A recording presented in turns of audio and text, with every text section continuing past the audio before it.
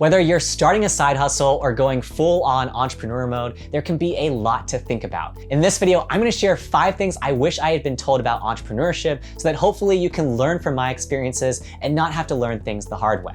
As usual, I'll leave some timestamps that you can use to help you navigate through this video, but without further ado, let's jump into it. The first thing I wish I had been told was that traditional schooling does not prepare you for entrepreneurship. Entrepreneurs at their core solve problems and address market inefficiencies, whereas traditional schools typically teach you conventional ways to think about things. In the case of employment, it's typically how to do a job within a particular organization. For example, you can learn how to calculate GDP in your economics class, but there are few examples in which you are actually going to need to apply that in a real-world setting when it comes to entrepreneurship. If you want to become more entrepreneurial, you should focus on simplifying your mental frameworks. Find problems and then think about the different ways that you can offer a potential solution. Then from there, think about how you could sell your solution to that problem. If, for example, you're a solo real estate agent and you're trying to find clients to represent, I can't think of a thing that you would have potentially learned in traditional schooling that you would have used as much as something that you would have learned from just testing different methods of outreach with real people. You're better off reading and acquiring practical skills like public speaking, rapport building, or sales.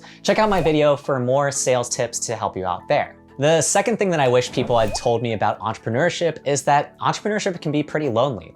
Ultimately, you're doing something that not many people do. It's not a conventional path, and so it can be something that you are often going to be left doing alone late at night. Even if you start to see success with a side business or side hustle that you're building, you're likely going to be leveraging contractors before you leverage full-time employees. So it's really important for you as you go about your journey to find other people that you can connect with and bounce different ideas off of. This is also really important because it helps you not lose long-term motivation over the work that you're working towards. I found this to be especially the case among founders. I've been part of founder groups where we meet every month or quarter to talk about different challenges we're facing in our businesses or our personal lives, and found that that has been a great way to connect with other people that are like-minded. Because otherwise, it's not very often that we meet people that truly get the realities that we face as entrepreneurs every single day. Whether these are problems related to hiring, scaling a business, or just managing cash flow, these are people that have seen the same sorts of challenges that you're facing day in and day out. If you're an extrovert that wants to be an entrepreneur, you have to find a way for you to channel your energy and your desire to connect with others.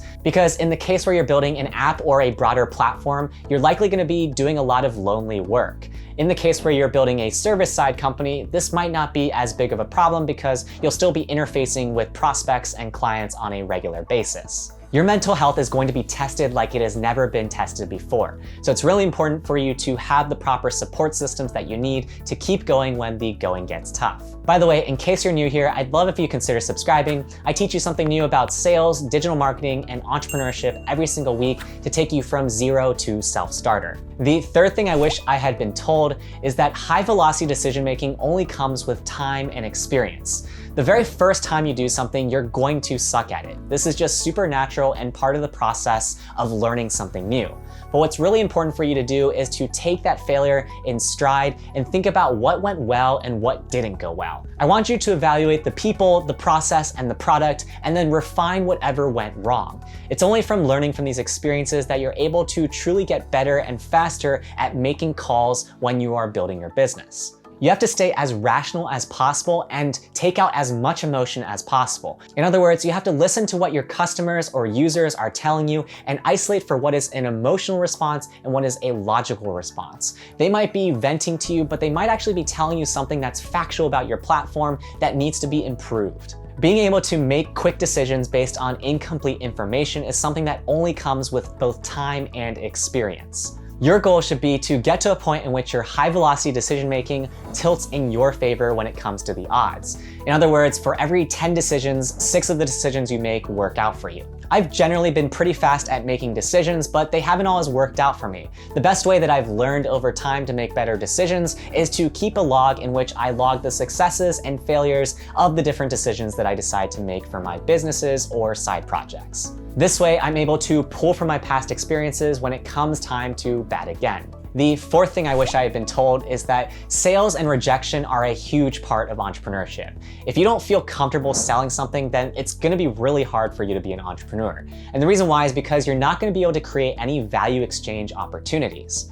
So if you hate the idea of sales, you should either find somebody that can help you out here or position yourself in a side project or business that doesn't require you to actively be selling on sales calls. For example, you might want to find something in which you can rank for SEO and then earn passive income for those websites, or just build a storefront and sell through your products as opposed to jumping on a client call. Whatever you end up landing on, it's really important that you get over this distaste of sales. I've worked with entrepreneurs that have this scummy feeling around sales, and it really inhibits their ability to become an even more effective entrepreneur. The reason why is because they start to limit their opportunities for selling their product or service that would actually help the customer or the prospect achieve a particular outcome. So even though they can provide a great service if they were presented the opportunity, they don't even do so because they're so afraid of sales. There's two realities to remember here. Sales gives you money, which ultimately is the lifeblood of your startup or business,